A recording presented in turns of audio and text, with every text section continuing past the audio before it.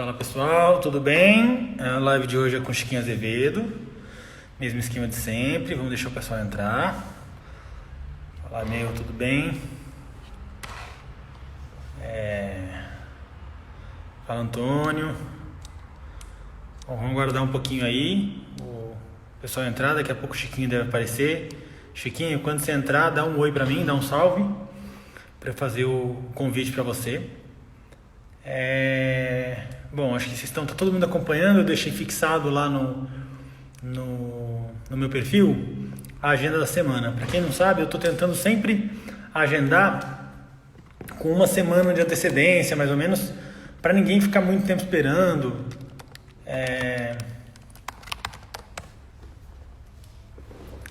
André, não é, se eu te contar que eu tinha perdido a hora e fui correndo agora me arrumar e preparar as coisas e anotar o papel, enfim.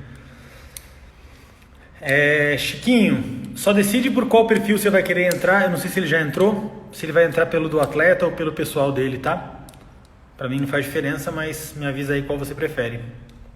Você vai entrar por esse perfil ou pelo perfil de atleta? Enfim. Espera aí que eu vou chamar aqui o Chiquinho e a gente já começar.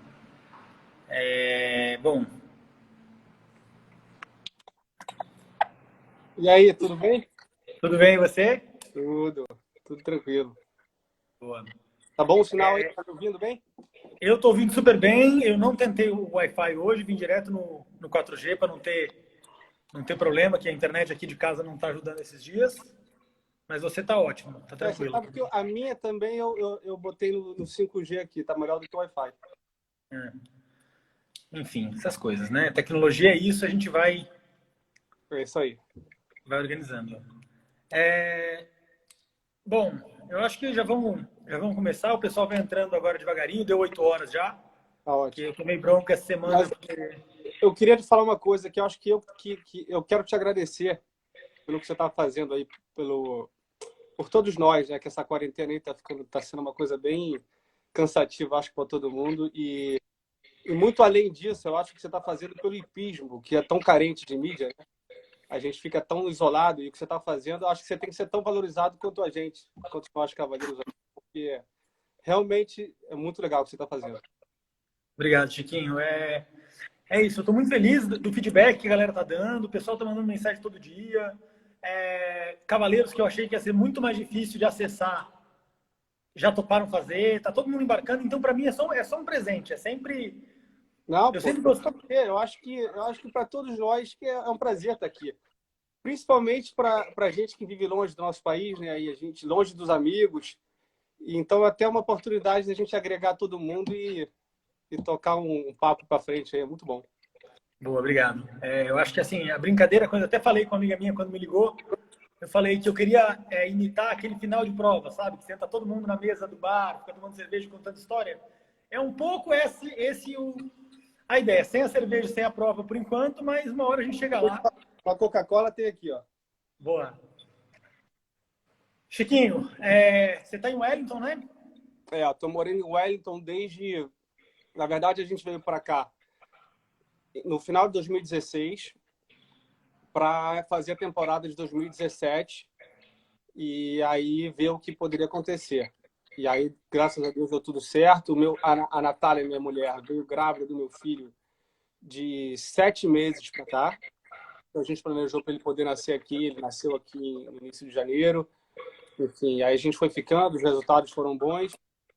A equipe toda foi se sentindo super bem aqui no lugar e a gente acabou ficando, já está desde essa época que eu moro aqui.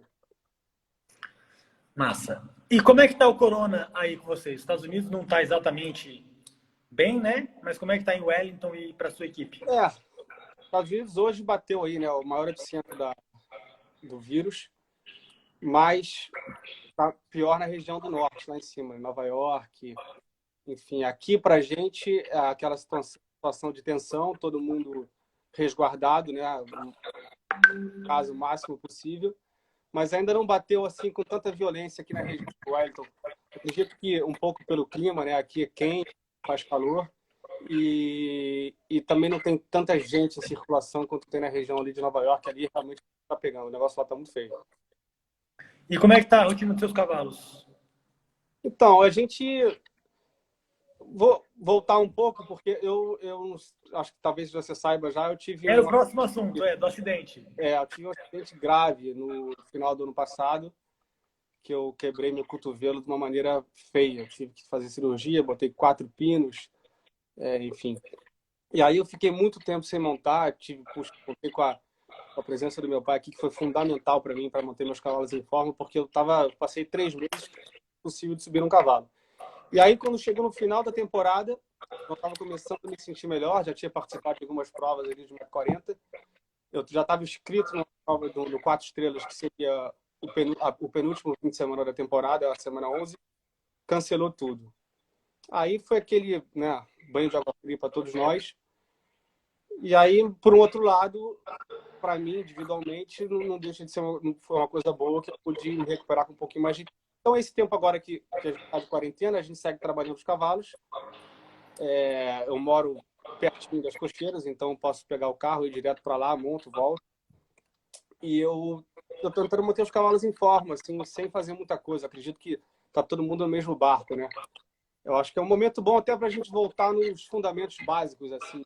A gente, às vezes, com um calendário de concurso, às vezes, muito apertado, a gente fica sem tempo de trabalhar os cavalos com calma em casa, fazer alguns exercícios, trotar bastante sem estribo. Então, é uma coisa que eu estou tentando fazer em casa e fazer no exterior. Graças a Deus também, o Mané de Santa Cecília é super bem situado, tem exterior para fazer com os cavalos. A gente está sempre mudando um pouquinho o foco dos cavalos para não ficar o tempo inteiro ali na pista. E é isso, eu acho que está todo mundo mais ou menos igual aí nesse sentido. Eu acho que sim.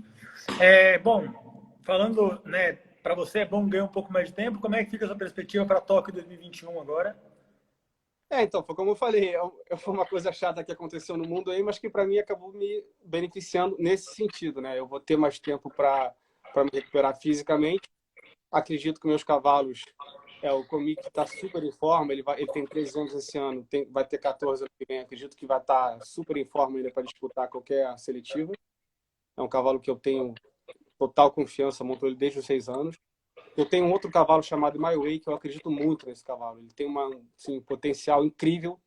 Ele tem só 9, está virando 10 esse ano. Acabou de fazer 10 anos, para falar a verdade. E aí eu vou ter também um pouco mais de tempo para me adaptar a ele, dar um pouquinho mais de rodagem. Eu acredito que ano que vem eu vou ter 2 cavalos aí para entrar na briga. Não é fácil, mas eu vou tentar. A briga tá boa, né? Fazia muito tempo que a gente não tinha uma briga tão... Melhor a briga, né? O Maior é o Tordilho que você tinha comprado no... O Maior é um Tordilho, um Tordilho, filho de Mailor de Cartago, no Mamãe Cassini. É um garanhão que a gente tem muita esperança nele. Show. Bom, agora vamos lá falar um pouco do começo. Você vem de uma família de cavaleiros, né? Então, acho que o começo é um pouco mais óbvio, mas de qualquer maneira conta como é que começou a montar, com quantos anos, aonde. Eu, para te falar a verdade, eu nasci praticamente em cima do cavalo. Assim, quando eu nasci, a gente tinha uma fazenda, meu pai tinha comprado uma fazenda no interior do Rio, em Vassouras, e a gente ia para lá todo fim de semana, e eu me lembro já, tenho lembranças assim, deu com 3 anos ali, 3 para 4 anos, já montando em cima do cavalo. E aí a coisa foi vindo muito naturalmente. Aí eu me lembro que nós fomos morar na Europa a primeira vez em 92, eu tinha 7 anos, e aí eu me lembro que, por incrível que pareça, nesse momento eu parei de um pouco de montar, tudo bem, eu era pequenininho, não ia fazer tanta diferença. Comecei a gostar um pouquinho de basquete, fiz umas aulas, joguei no time lá da cidade onde a gente morava. E quando a gente voltou para o Brasil em 93, eu aí com 8 anos, eu comecei a ficar um pouquinho mais sério, ter aula direitinho, começar a entrar em umas provas. E aí, cara, eu nunca mais pensei em fazer outra coisa. Assim, a partir desse momento aí, eu realmente botei na minha cabeça que eu queria montar cavalo. E para mim as coisas já foram mais mastigadas. Primeiro o meu pai. Também teve meu avô, que é uma pessoa que nunca montou num cavalo, mas eu quero falar um pouco dele, que ele fez muito pelo esporte. Não é todo mundo que sabe. Depois teve meu pai, que pensa comentários, o meu irmão, que é 10 anos mais velho do que eu, que foi, assim, uma pessoa 100% inserida na minha carreira, assim, que continua sendo até hoje. Minha irmã, que é do meio, começou a montar um pouquinho, mas chegou a saltar ali um pouco umas provinhas de mirim e logo parou. Então, mas e aí, né, foi indo, assim, e tô indo até hoje. Quando você fala de uma família de cavalo, né, uma família ainda mais uma família como a sua família, que acho que a gente vai falar um pouco mais tarde, onde todos os cavaleiros, acho que talvez salve a sua irmã, andaram bem, né? Saltaram um grande prêmio, tiveram um campeonato do Brasil. Tem até uma história boa de uma Mas agora já tem colaboração. meu sobrinho que tá chegando aí, que é um craque. Isso, o belga, né? Só por enquanto. Daqui a pouco ele vai fazer uma escolha aí. Então, mas não rolava cobrança ou comparação com seu irmão e com seu pai, uma questão... Você sabe que eu me mudei para a Europa, assim, a nossa vida, né, sempre foi muito entre o Brasil e a Bélgica, em Europa, de uma maneira geral, a vida inteira. Então, eu tive, eu acho que a sorte de me mudar para a Europa no momento que talvez eu fosse sofrer essa pressão, assim. Foi quando eu tinha ali meus 12 para 13 anos, estava começando a faltar ali um mirim. E lá na Europa, a coisa fluiu comigo um pouco com mais naturalidade. Eu acredito que o meu irmão, por ter sido o primeiro filho, tem o mesmo nome do meu pai, eu acredito que ele tenha sofrido mais pressão do que eu. E aí, para te falar a verdade, quando eu morava esse tempo na Europa e quando a gente de vez em quando saltar no Brasil, eu sentia um pouquinho isso aí. Toda vez que a gente ia saltar, às vezes o costume de vir para o Internacional do Rio no final do ano, e às vezes eu saltava ali naquele momento eu sentia um pouquinho a pressão. Mas depois a coisa foi passando e eu acho que teve muito mais coisas assim positivas do que negativas nesse sentido aí. Era difícil ter aula com seu pai? Oi, desculpa. Era difícil ter aula com seu pai? Como é que você desassocia o pai treinador do pai-pai?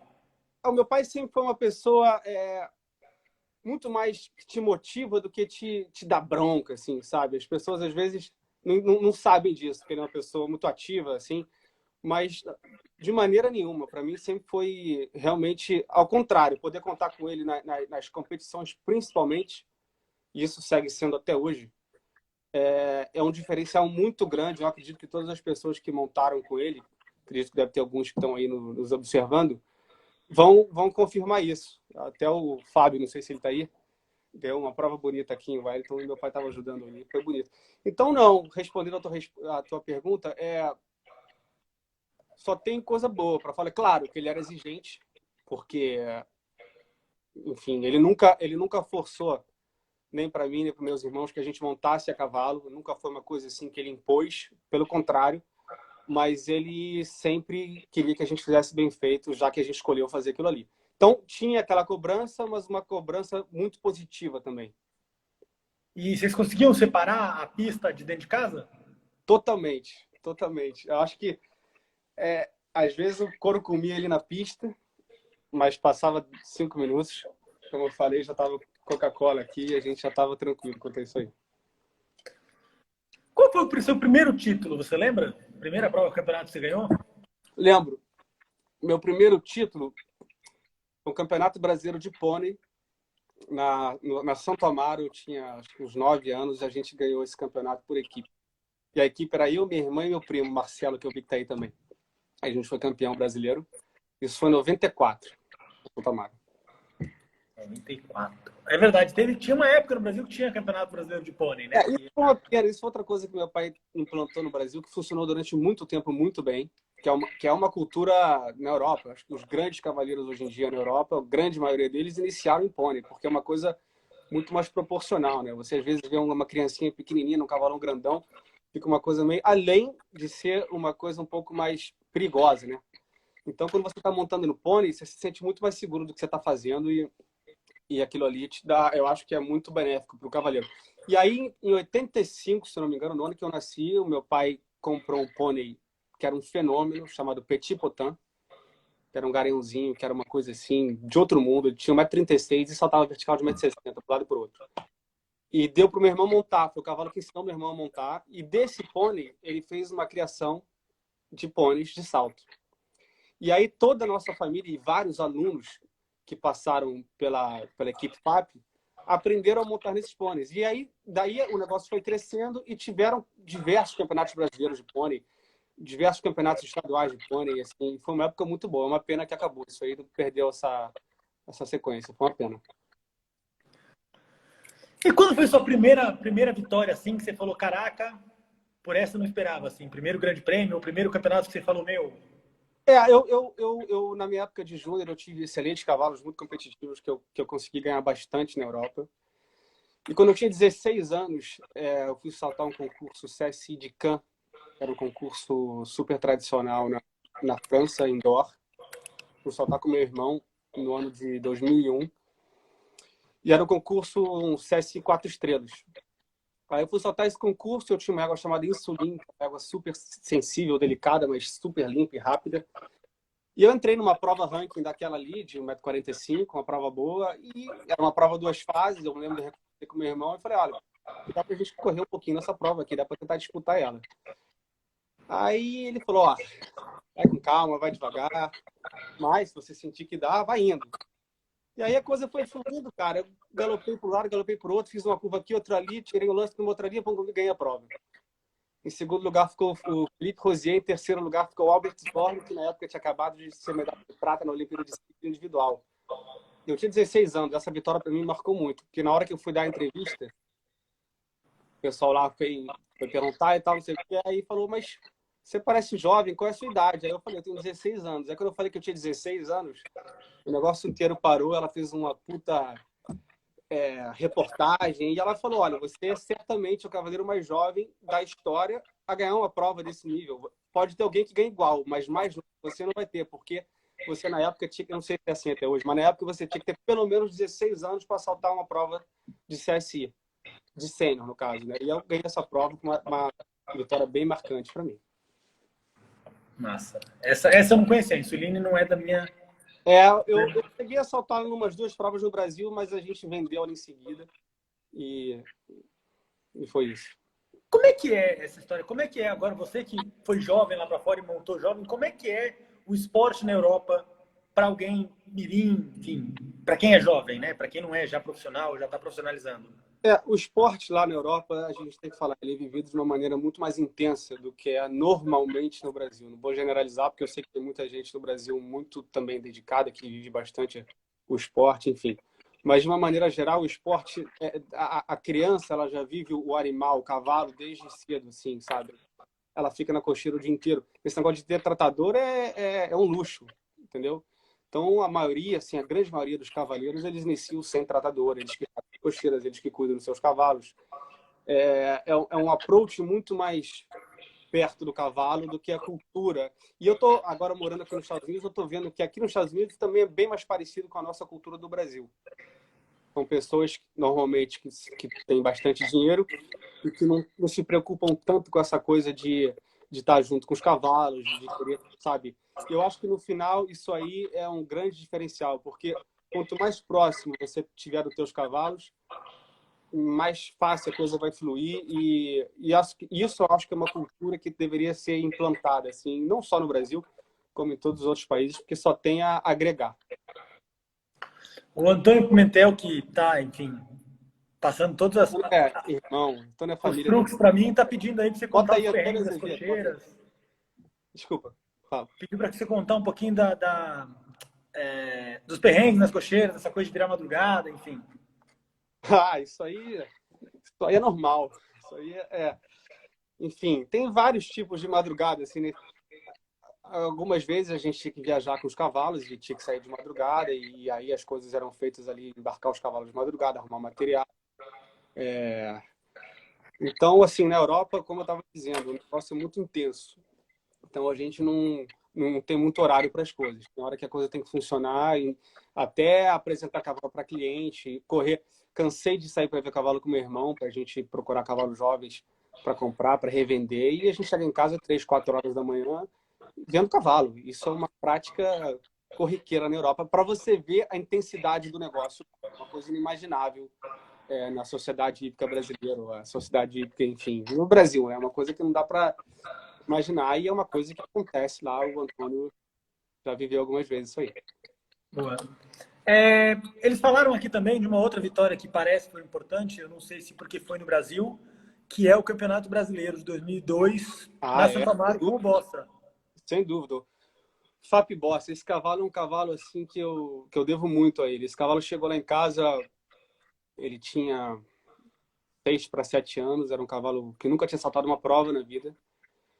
E eu me lembro que eu fui experimentar ele, meu pai de baixo, cavalo completamente, assim, não tinha controle nenhum, um cavalo que tinha uma boa índole, só que era um cavalo realmente muito difícil de montar. Eu me lembro que meu pai comprou o cavalo, me entregou e falou assim, olha, esse cavalo, vamos esquecer ele 2 anos aí, vamos ficar só trabalhando ele, para só depois começar a pensar em prova, porque eu acho que ele pode virar um cavalo importante para você. E assim foi feito, a gente foi fazendo ele com muita calma. Quando ele fez 9 anos, eu me lembro que o Pedro Vendes montou ele um pouquinho na Espanha, no Sunshine Tour, que eu não tinha voltado de férias ainda, encontrei com ele lá, depois eu assumi o cavalo, ele também fez um trabalho bom no cavalo, me E ajudou vocês bastante. estavam na Europa? Isso, na Europa. E aí eu saltei umas provas com ele na Europa, super bem, e o meu pai chegou e falou, olha, de repente é o momento da gente ir para o Brasil um pouquinho, você praticamente não saltou lá, só saltou, você era muito pequeno, e de repente é uma boa oportunidade, vamos levar aí uns cavalos, eu levo uns cavalos para mim, outro para você. E coincidiu de ficar em cima da data do Campeonato Brasileiro de Júnior. Eu me lembro que eu viajei com os cavalos no avião. Eu viajei com os cavalos no avião, cheguei no aeroporto em São Paulo com os cavalos, fui direto para Santo Amaro. No dia seguinte já era a inspeção veterinária, a adaptação à tarde. No dia seguinte a gente chegou.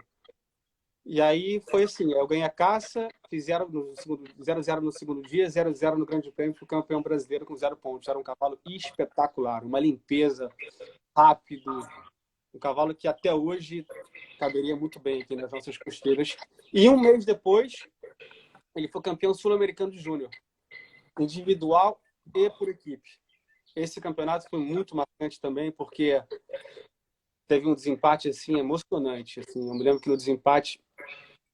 Primeiro eu vou contar uma passagem que eu poderia, na última passagem, fazer 4 pontos que eu era campeão. Aí eu venho, número 1, um pouquinho displicente, fiz uma curva mal feita, ele começou a estrumar, falta no último. Sigo galopando, falta no último. Nossa, esse dia, você perguntou se era difícil falar com meu pai. Quando eu saí da pista, ali o negócio pegou. Só que eu perguntei, na hora ele ficou tão nervoso, porque realmente eu joguei fora ali o campeonato naquele momento. E ele viu que foi uma total displicência minha. Só que eu fiquei tão nervoso que fiquei na dúvida, mas eu já perdi ou ainda tenho desempate? Ele falou assim, não tem desempate. Eu falei assim, então deixa que nesse desempate eu vou ganhar esse campeonato. Aí eu lembro que entrou o Joãozinho Carvalho, que é um grande amigo meu também, que está morando aqui em Wellington, super cavalheiro, entrou. Não lembro o resultado exatamente que ele fez. Entrou a Dominique Waterloo, que montava aí em São Paulo, que acho que parou de montar, nunca mais vi. Fez 0, galopando. Aí entrou Joana Valente, também uma grande amiga dela. Com a Miss Marple? Miss Marple. Ela entrou e, pum, galopou tudo que dava para galopar. E a Joana era raçuda, galopava mesmo.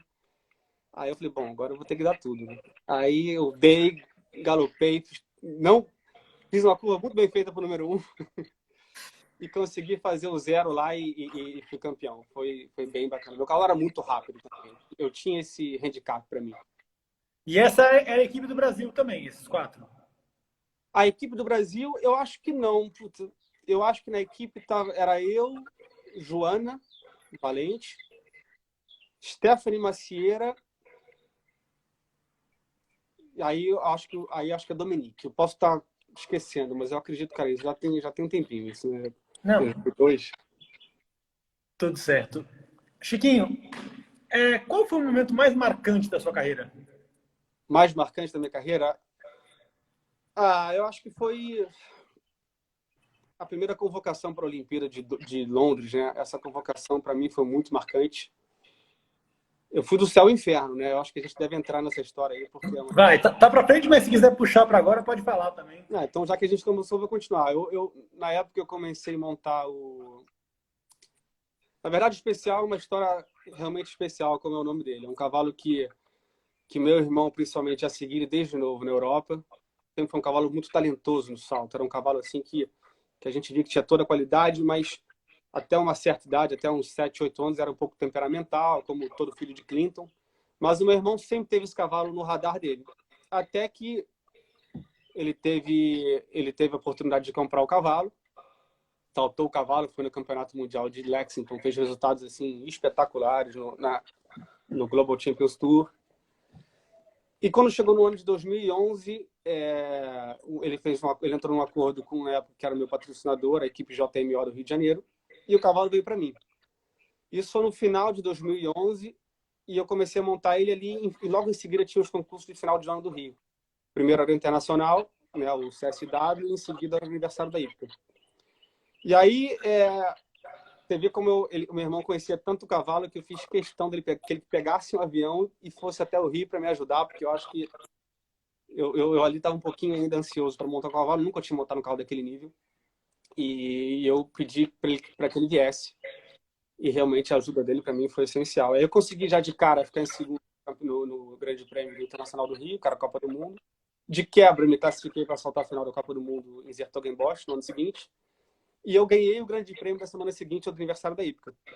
Quando eu ganhei esse Grande Prêmio, o Jean-Maurice Bonneau, que na época era o técnico, né, da equipe, me chamou para uma conversa ali na Hípica e falou: olha, eu não sei quais são os teus planos para o ano que vem, mas eu queria que você fosse para a Europa com especial, porque acho que você tem que estar na equipe da Olimpíada. Um cavalo como esse aí a gente não pode deixar de lado e eu acho que você tem que correr atrás de ir para a Europa e para a gente ir para a Olimpíada. E dito e feito, eu consegui ir para a Europa, saltei a final da Copa do Mundo. Em seguida, comecei a fazer as seletivas da Olimpíada. Entrei na equipe, deu tudo certo. Tivemos excelentes resultados também, apesar do meu pouco tempo com o cavalo. Não tinha assim, tanto tempo para conhecer ele como eu gostaria. E peguei a equipe. Quando a equipe foi da equipe, todo mundo se reuniu na casa do Doda. A gente ficou 15 dias estabulados lá, a equipe inteira treinando, todo mundo junto e tal. Fomos fazer a abertura da Olimpíada, né? A cerimônia de abertura da Olimpíada. Voltamos. Foi uma experiência única na minha vida. E voltamos para fazer aquele que seria o último treino de todos nós. Então, o Luc Musetti, que era um armador de percurso na época que dava uma assessoria para a gente, foi lá no Manege, armou um percurso com algumas coisas que ele acha que teria na Olimpíada. E eu pedi pro Rodrigo, que na época era nosso técnico, falei: Rodrigo, deixa eu entrar logo de cara com o meu cavalo, faço logo esse percurso aí, porque o meu cavalo não tem muito o que inventar com ele. É um cavalo que ele tinha tanto talento pro salto que ele tinha que estar fresco, com vontade de saltar, que é aí que ele saltava bem mesmo. Não tinha muito o que inventar de trabalho, de preparação, enfim. Eu falei: deixa eu fazer esse percurso, e aí tá liberado. O Rodrigo tá ótimo, vamos lá. Aí, no dia seguinte, fomos lá, estendeu a brincadeira. Eu me lembro como se fosse hoje, não sei se o Zé Roberto tá aí olhando. Meu cavalo já era de extensão, no caso era o picadeiro fechado, estava passando em cima do parafuso. Ele falou: você preparou sem a gente ver? Eu não preparei não, assim mesmo. Aí eu me lembro como se fosse hoje, assim, era 1, 2, 3, 4, 5 era uma linha, era uma vertical, 4 lances com 30. Eu me lembro que eu pulei esse vertical da entrada da linha.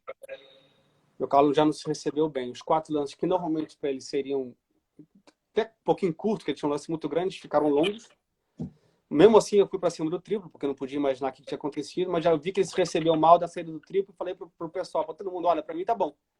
Ninguém entendeu nada. Eu parei com o percurso no meio e eles falaram: não, vamos continuar, esse treino não acabou ainda, você está se preparando para uma Olimpíada, você não vai saltar um GP 2 estrelas. Eu falei assim: olha, para mim tá bom, galera, para mim tá bom, eu tô sentindo meu cavalo bem, mas na verdade eu tinha sentido que alguma coisa tinha acontecido e eu queria poupar meu cavalo de algum esforço maior naquele momento. Porque pode ser muita coisa, pode ser uma recepção que não foi boa, a gente faz ali meia hora de gelo, o cavalo fica melhor, enfim. E fui caminhar o cavalo ali na pista de grama e tal, e eu fui sentindo que o passo dele foi encurtando, eu falei: o negócio não tá bom. Segui andando em direção à pista, passei por todo mundo, eles me perguntaram: tá tudo certo? Eu falei: tá tudo certo. Quando eu entrei no picadeiro fechado, que era na direção às cocheiras, eu fui dar um trote. Quando eu fui dar um trote, o cavalo estava completamente manco. Aí começou o drama.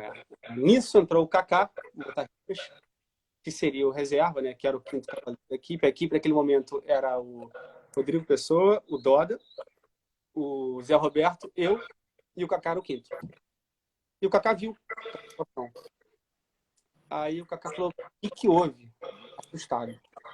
Falei: Kaká, se prepara que agora acho que é contigo. Pra mim. Aí, cara, eu fui do céu ao inferno, assim. Meu amigo Antônio Pimentel estava lá comigo. Pode endossar aí o que aconteceu. Aí Infelizmente, né, para piorar a situação, meu cavalo nunca mais voltou depois disso. Ele teve uma fratura no sesamo, uma coisa extremamente rara para cavalo de salto.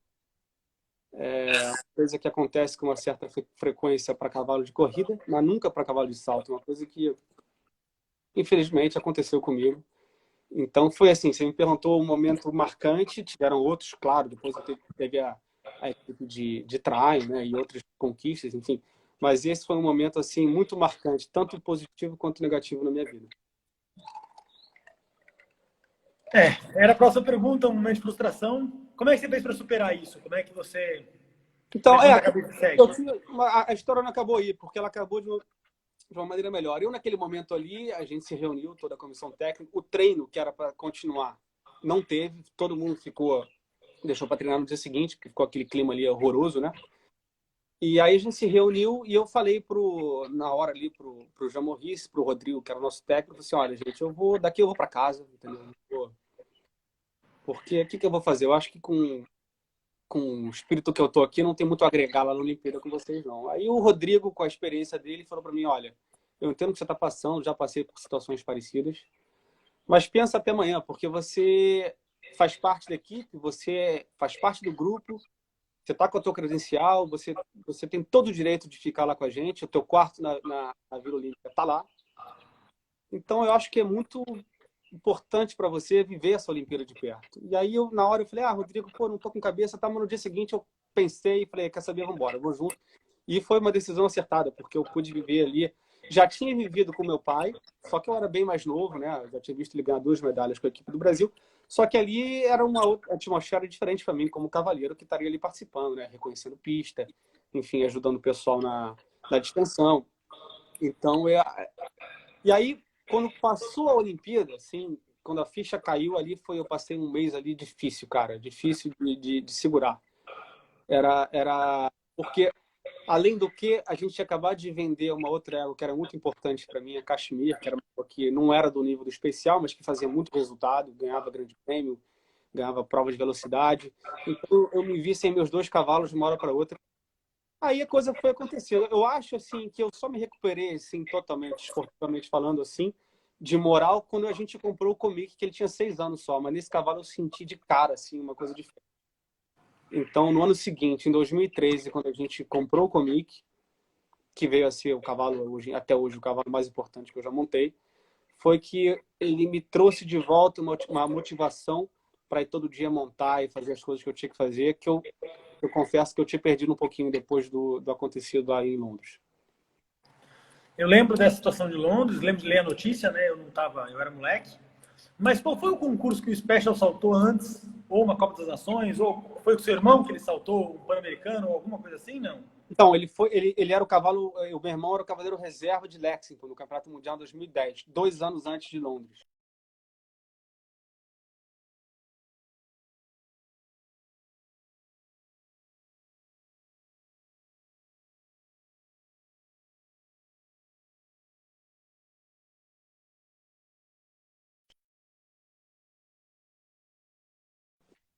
Peraí, voltou? Pronto, voltou? Voltou.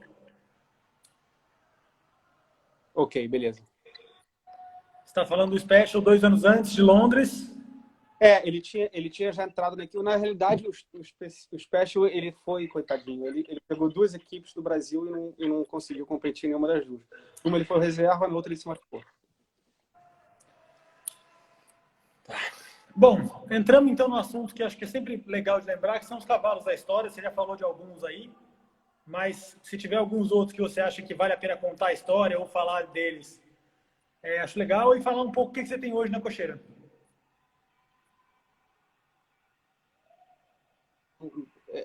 Cada um na sua época, eu acho que todos tiveram a sua importância ali. Mas eu tenho uma história muito legal para contar, que é a história do Colinho. O Colinho é um cavalo meu de velocidade, está comigo até hoje. De velocidade, não, tem justo falar isso. Ele já ganhou o Grande Prêmio de Arezzo, já acabou de ficar em segundo, assim, pouco tempo antes de me machucar no GP de Tryon, 3 estrelas. Ganhou em Calgary, você estava lá.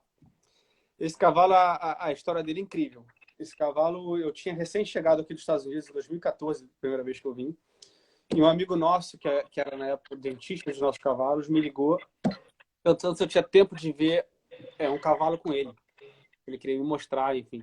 Isso é uma prática muito corriqueira lá na Europa, né? A gente está sempre saindo para ver cavalo. E eu falei, peguei o carro e fui. No meio do caminho, dei uma ligada para ele me explicar um pouquinho do cavalo. Ele falou assim, olha, é um cavalo de 7 anos, mas que não tem experiência nenhuma. Eu falei, como assim não tem experiência nenhuma? Nunca soltou uma prova. Eu falei, que eu tô indo ver um cavalo de 7 anos que nunca pulou uma prova, né? Mas já tinha saído de casa, já... Enfim, quando eu cheguei lá, manejozinho de fundo de quintal na Bélgica, numa cidade do interior, um frio danado. Quando eu chego, eu vejo lá o cavalo amarrado no fundo do picadeiro, assim, magrinho. Cheguei perto dele, ele era tão estressado que ele tinha o casco todo quebrado, de tanto que ele cavava. Aí eu falei, eita, beleza.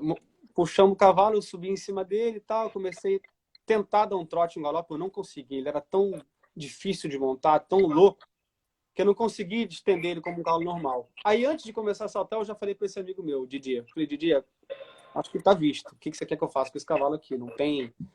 Aí ele falou, salta, vai, tem um pouquinho, não sei o quê. Falei, tudo bem. Tentei lá dar meia dúzia de saltos, enfim, consegui fazer uma sequenciazinha, mas de 1 metro, e eu só conseguia parar ele contra a parede do picadeiro, de tão difícil que ele era. Quando eu acabei de saltar, eu desci e falei, olha, Lidia, o que você quer que eu faça? Esse cavalo aqui, ele não vai servir para mim como cavalo de competição e não vai servir nunca para a gente revender ele. Então, aí ele me contou a história. Deixa eu te contar a história. Esse cavalo é um cavalo que eu comprei agora pelo preço da arroba. Ele estava indo para o abate. Ele ia ser vendido para carne da Bélgica. Eu paguei por volta de 1.500 euros no cavalo, isso ele falando, né? Eu paguei por volta de 1.500 euros no cavalo. E eu acho que ele tem uma qualidade. Você não acha que eu não estou preparado? Olha, Didi, a história é muito bonita. Realmente, provavelmente ele tem uma qualidade de salto, mas ele é tão louco que eu acho. Aí ele falou assim, olha, eu te ofereço a metade do cavalo e você assume os custos e a gente vê o que dá. Você quer? Eu falei assim, cara, não quero, porque eu não vou ficar pagando todo mês um cavalo. Tanto que ele insistiu que eu falei, faz o seguinte, manda o cavalo para casa, eu experimento durante 2 semanas. Se em 2 semanas a gente vê uma evolução, a gente volta a conversar. Pode ser? Pode ser. No mesmo dia ele já mandou o carro. O carro chegou quase meia-noite lá em casa. No dia seguinte eu montei. Me lembro como se fosse hoje. Eu ali na pista, estava meu irmão e a Celine, a mulher dele, que também monta super bem, que é uma zona internacional, trabalhando os cavalos, e eles me olharam com aquele cavalo ali, não sei o quê. Eu fui dar um treino, eu lembro que tinha um duplo de 2 lances armado. E eu fui tentar passar esse duplo, ele se atirou de um lance só.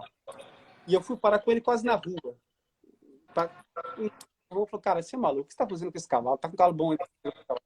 Falei, cara, eu acho que ela tem alguma coisa, vamos ver o que vai dar, não sei o quê. E 10 dias, mais ou menos, depois disso, tinha um concurso 2 estrelas na Holanda, em Roosendaal, que era um concurso na época que a gente ia bastante assim, com os cavalos mais novos para fazer rodar um pouquinho. E eu resolvi levar o Colinho. O Colinho não tinha passaporte, não tinha nada, eu corri, fiz tudo rapidinho, levei ele e não olhei o anteprograma. Normalmente, a gente tem que olhar o anteprograma antes do concurso. Nesse concurso, eu não olhei. Eu confesso que eu só escrevi os cavalos e fui. Quando eu cheguei lá, não tinha prova baixa. A prova baixa era 1,30 m. Eu falei, cara, o cavalo nunca saltou prova. Mas já que eu tô aqui, eu vou saltar. E escrevi o cavalo na prova de 1,30 m, que foi a primeira prova da vida dele. Ele fez 0 no primeiro dia, 0 no 1,35 m no segundo dia e 0 no 40 no terceiro dia. No primeiro concurso da vida dele. Isso com 7 anos. Falei, e agora? Agora eu vou ficar com o cavalo, né? Eu me lembro que esse amigo nosso de dia chorava. Assim, e aí, o cavalo em seguida, isso ele com 7 anos, aí eu peguei, fui trabalhando. É óbvio que teve vários altos e baixos, ele era um cavalo muito especial. Um cavalo que não teve infância, ele não teve 4, não teve 5, não teve 6. É um cavalo que de vez em quando ele podia olhar um buraco, olhar alguma coisa e estranhar, porque ele nunca tinha visto aquilo antes. Mas, pouco menos de 1 ano, ele já estava saltando prova grande, de 1,50 m, e classificando e... Enfim, hoje ele, se for olhar aí nesses sites aí, já tem um bom dinheiro de premiação. Ganhou em Calgary, ganhou Arezzo, ganhou em Wellington. Um cavalo que tem uma história muito bonita. Inclusive, tem uma história em quadrinho da Holanda que entrou em contato com a gente há pouco tempo atrás, querendo contar um pouco a história do Colinho, assim, por ele ser um cavalo holandês, ele é KWPN. Enfim, é uma história bonita que eu tenho orgulho de contar com o cavalo aí. Bem legal. Bem legal. E hoje ele aquece normal? Não. Ele não aquece praticamente. Já melhorou muito, mas eu rodo ele na guia, entro ali na distensão, dou 2, 3 saltos. Tem dia que dá para saltar um pouco mais, tem dia que não dá para saltar. Já cansei de entrar sem dar um salto. Mas na pista ele é muito sério. Ele é outro cavalo na pista que fora da pista. O dia a dia com ele, você tem que ter muita paciência, levar ele com calma, né? Muito mais na habilidade do que propriamente querer doutrinar ele. Se você quiser fazer a coisa na força, você vai perder, não adianta. Então, é um cavalo que você tem que entender ele para que ele te dê a resposta assim, positiva. Bom, eu vou entrar aqui naquela parte que eu acho que é um pouco mais bate-bola, mas depois a gente entra nas coisas que o pessoal mandou por fora e nas coisas que são tópicos um pouco mais longos. Eu não sei o quanto você acompanha do hipismo no Brasil, mas se você tivesse que escolher um cavalo do Brasil para você montar, quem seria? Olha, eu tenho muito tempo que eu não vou ao Brasil competir. Mas eu tive a oportunidade de ver de perto o Zé com o Israel aqui saltando, e é um cavalo assim diferenciado. Eu acho que eu não quero julgar mal algum outro cavalo que eu não conheça do Brasil, mas dos que eu conheço, sem dúvida, é o Israel. E agora eu vou te dar a oportunidade de escolher um cavalo do mundo para chegar na sua cocheira. Do mundo para chegar na minha cocheira? Alice, que ganhou o Mundial no track. DSP Alice. Mas eu acho que ainda fico com o Comic. E um cavalo da história? Balubê. O Balubê era uma coisa... Quem teve a oportunidade de ver era tudo que um cavalo podia ter, ele tinha. Então, tudo bem que tinha o Rodrigo Pessoa em cima, como também o Israel tem o Zé em cima dele. Mas o Balubê. Um cavaleiro do Brasil que você admira? Bom, isso aí você diz atual ou da história? Pode ser os dois. Cara, eu tenho uma referência que tá no meu sangue, né? Que é meu pai.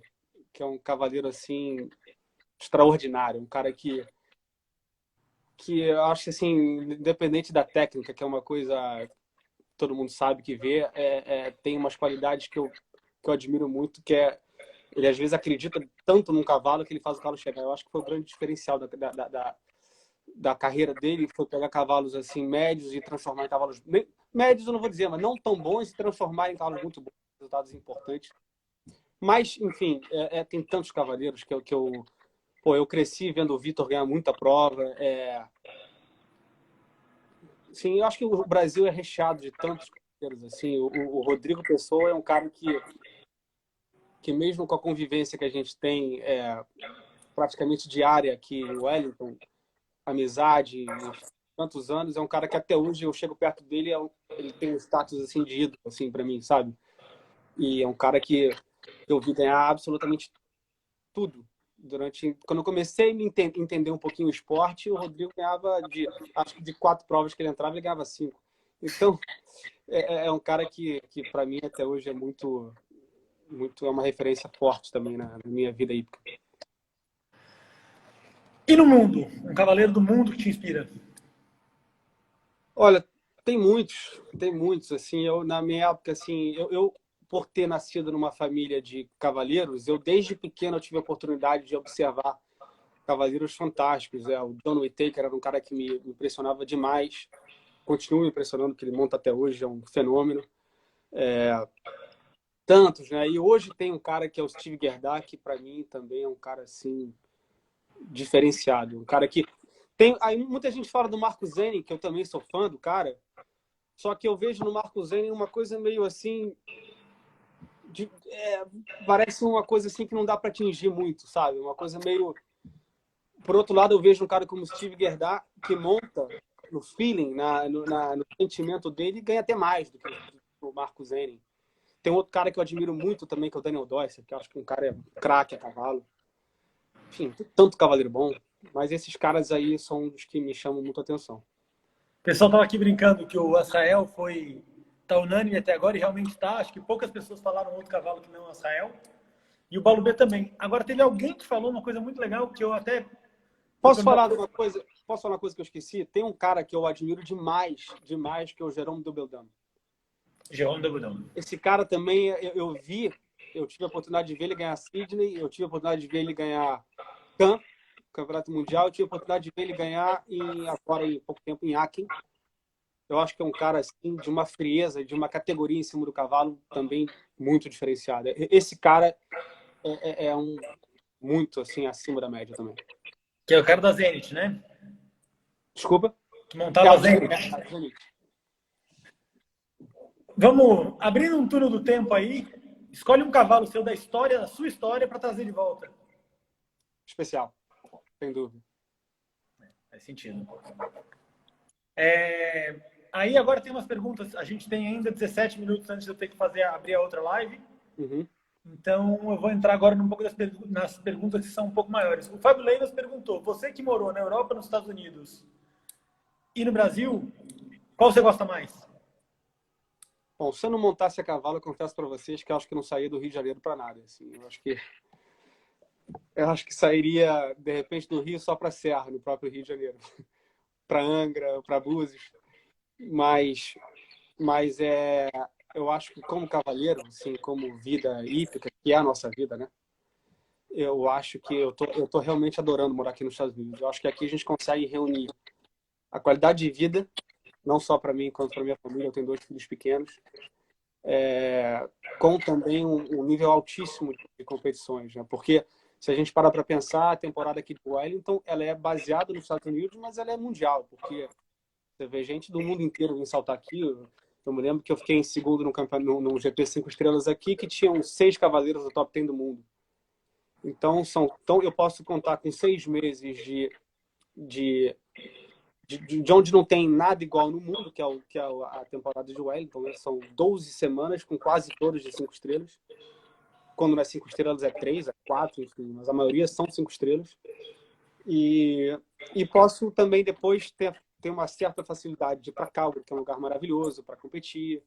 Mas uma coisa não tem como negar, isso não vai mudar nunca. A Europa, eu acho que vai continuar sendo para sempre o grande centro hípico, assim, onde você encontra mais cavalos, onde você respira mais a cultura hípica, né?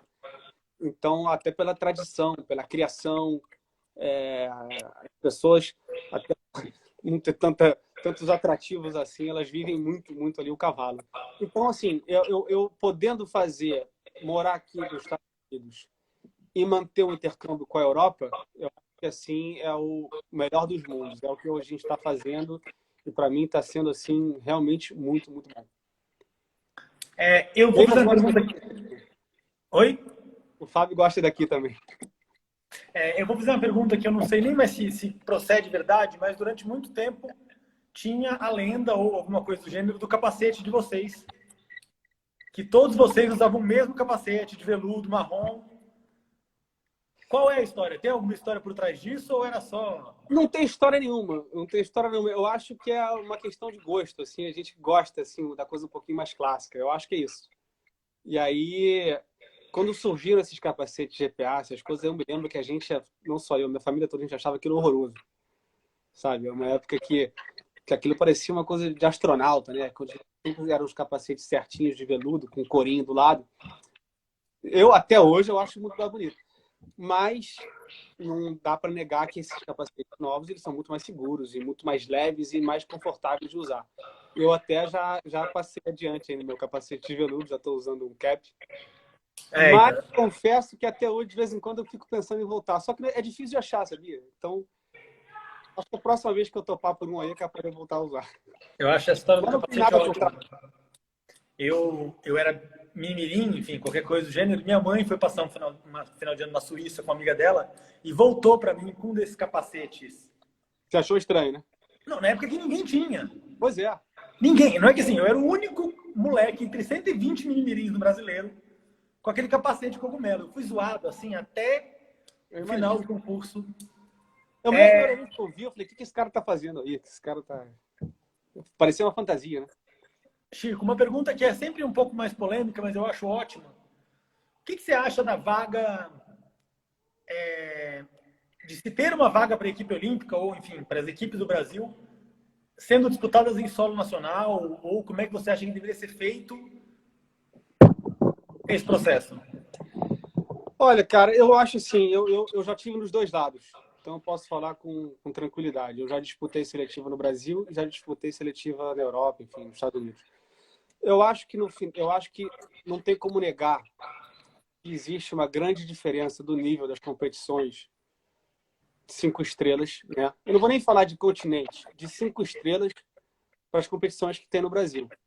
Isso aí é inegável, até porque o investimento que tem, de premiação que tem nos concursos 5 estrelas, não dá para comparar. Então, eu acho que o ideal seria se pudesse ter um programa que as pessoas pudessem competir no Brasil até um certo período e depois de se reunir no caso, com as pessoas que estão competindo a nível 5 estrelas. Eu acho que isso seria o ideal. Mas, repito, eu acho que é muito importante que as pessoas que estão no Brasil sejam observadas. Mas eu também gostaria de ressaltar aqui que eu acho muito importante que as provas aí no Brasil também sejam grandes, que o tempo seja apertado, tenha largura, sabe? Porque mesmo que no princípio alguns cavalos tenham um pouco de dificuldade, sabe? Vão ali treinando, vão saltando, vão chegando, porque não falta talento para o cavaleiro brasileiro, né? É óbvio que falta um pouco de cavalo, é óbvio que não tem tantos cavalos, acredito eu, no Brasil com nível de 5 estrelas, mas eu acho que é forçando o negócio ali que a coisa vai acontecer. A gente já teve a oportunidade na Olimpíada de Atlanta de ter uma equipe que saiu do Brasil, competindo no Brasil, e foram lá e ganharam a medalha de bronze. Mas eles fizeram meia preparação no Brasil e a preparação final na Europa. Eu acho que quando o cavaleiro é bom, e o cavalo é bom, mesmo que ele não esteja competindo naquele nível ali todo fim de semana, se ele chegar a tempo de fazer pelo menos uma temporada que antecede um campeonato desse nível, ele consegue atingir o nível, sabe? Eu acho que, claro que também tem um equilíbrio para não fazer demais, né? Então, eu acho que isso aí cabe muito no papel também do treinador e a sabedoria de olhar ali os cavaleiros, os conjuntos, no caso, né? Que no Brasil que tem chance e, a partir desse momento, de alguns concursos que esses conjuntos competiram, e se reunir com os outros cavaleiros, que seja na Europa, que seja aqui nos Estados Unidos, entendeu? Só vindo do Brasil, eu confesso que eu acho que é um pouco de barra. Eu acho que até para o próprio cavaleiro que está no Brasil, vai ser um choque muito grande se ele tiver que sair do Brasil para um campeonato desse nível, sabe? Eu não acho justo nem com o cavalo, nem com o cavaleiro, para te falar a verdade.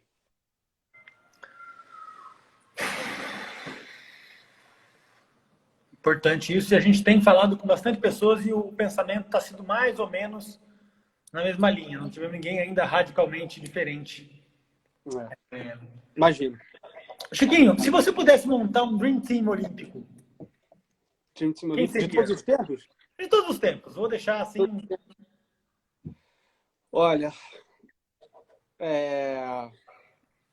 meu pai, porque eu vi fazer coisas assim. Né? Meu pai montou um carro de cara na Olimpíada de Atlanta e foi medalha de bronze. Né? Você vê, ele montou um cavalo na adaptação, por causa dele se machucou. E era uma égua cassiana, que era espetacular, mas também não era para aquele nível. Ele montou de cara e foi. Enfim, meu pai, sem dúvida, Rodrigo Pessoa. Você está falando aqui brasileira, né? Lógico, né? Não uma equipe assim, em geral. Assim, Não, mas é brasileira. Meu pai, Rodrigo Pessoa. Dos que eu vi, né? É óbvio que o Neco, pela história dele, ele teria lugar nessa equipe, sem dúvida, mas eu prefiro falar de quem eu vi, porque o Neco eu até via, mas no finalzinho da carreira dele, enfim, eu vou botar mais dos que eu vi mais, assim, que eu posso falar com um pouco mais de propriedade. E aí eu puxaria para a nova geração, eu acho que eu poria o Marlon, que é um cara que eu sou fã. Eu acho que o Marlon consegue reunir assim, a qualidade do talento dele com foco total, né, naquela situação ali. É um cara diferenciado. E o Pedro, talvez, Pedro Vendes, acho que é um cavaleiro também super completo. Acho que, assim, do Brasil, dos que eu vi montar, e mais me agrada. É claro que existem cavaleiros fantásticos, mas eu digo, assim, do estilo que eu gosto de ver, eu acho que, de repente, são esses 4 aí. Massa. Tem algumas coisas que pediram para. Tem uma pergunta que eu juro que eu não entendi se é uma brincadeira com você, se é uma sacanagem, mas a pergunta veio e eu vou repassar. Qual é o tamanho da sua cela? A pessoa deve estar interessada aí, não sei, mas 17,5. Tá. Não sei se vai que chega uma cela de patrocínio, né? Ué, quem sabe? Não, tem uma história que eu acho que é legal, que é uma Copa das Nações que você saltou em família, né? Teve. Foi uma grande emoção para todos nós. Foi uma Copa das Nações na Hungria, que a equipe era eu, meu pai e meu irmão, e o Cabralzinho, não sei se ele está aí, Cabralzinho. E a gente ficou em quarto. Foi uma sensação realmente única. E outra que eu acho que pode ser legal de você contar é uma vitória no Atina. Essa vitória foi muito marcante na minha vida, porque na época foi no ano de 2010, eu tinha na época um cavalo que era bem bom de grande prêmio, que era o Ircos de Rouet, que eu tinha me classificado para disputar a seletiva do Mundial de Lexington, ele acabou se machucando, não podia. E o Unibasta, que era um cavalo que eu tinha de velocidade, assim, que era um tiro, era um cavalo mais rápido que eu já montei. E eu, quando eu recebi o convite, a confirmação que eu ia poder saltar o Atina, que na época tinha um sistema de convite, né? Aí eu fui ver o anteprograma, né? Não deixei passar esse. E eu vi ali, quando eu vi o anteprograma, eu falei, olha, eu comentei com o pessoal lá em casa, assim, tem uma prova só que eu tenho chance de me sobressair um pouquinho, que é essa prova de velocidade de abertura, que era uma prova ranking. E eu vou focar nela, porque é a prova que eu tenho chance. E aí, as provas que antecederam um pouquinho a Tina, algumas eu até consegui ganhar, mas muitas eu perdi porque eu corri um pouco além da conta, sabe? Às vezes eu baixava 4, 5 segundos e batia. Tava correndo um pouquinho demais e as pessoas me perguntavam, deve ter alguns amigos meus aí que podem confirmar isso, o Antônio deve lembrar disso. Eu falava, eu tô correndo porque eu tô focando na prova da Tina, que é a prova que eu tenho que dar tudo de mim e tem que dar tudo certo aquele dia. E aí chegou o dia do concurso, eu me lembro que eu estava reconhecendo a pista e até o Pedro veio me perguntar, tem um cavalo para o concurso aí? Tá com um cavalo bom? Eu falei, olha, Pedro, eu acho que eu tenho cavalo para essa prova, depois eu acho que eu vou passar meio desapercebido, mas nessa aqui, se der certo, e dito e feito, eu consegui ganhar a prova e foi uma emoção muito grande assim, pra gente, porque na época eu morava no Brasil e o concurso do Atina, para muitos, assim, parecia uma coisa meio intocável para os cavaleiros que moravam no Brasil, porque vinha aqueles caras todos, né, da Europa, dos Estados Unidos, aquele concurso, assim, realmente num nível altíssimo. E eu consegui focar bastante naquela prova ali, e eu arrisquei tudo que dá para arriscar. O cavalo estava no dia perfeito, assim, e a coisa deu certo, eu consegui ganhar a prova num tempo realmente difícil de tirar. Essa prova a gente tem no YouTube aí, quem quiser conferir, é legal. Nossa. Chiquinho, vamos responder só a pergunta do Rodrigo para a gente poder fechar a live e abrir a outra antes que corte meu tempo. Uhum. O Rodrigo Pessoa está perguntando se o seu sobrinho vai montar pelo Brasil ou vai continuar belga. Vai montar pelo Brasil, isso aí é fato. Ele vai usar aí a bandeira belga um pouquinho, porque, na verdade, eu vou falando sério agora, como ele mora na Europa, ele saltando pela Bélgica, ele vai ter sempre a oportunidade de saltar o campeonato belga, o campeonato europeu. Então não faz sentido nenhum ele não saltar pela Bélgica no momento, até para ele adquirir a experiência, né, de Copas das Nações, que isso faz total diferença. Os cavaleiros que a gente vê saltando Copas das Nações aí, eles saltam Copas das Nações desde as categorias de base, que é uma prova completamente diferente da prova individual.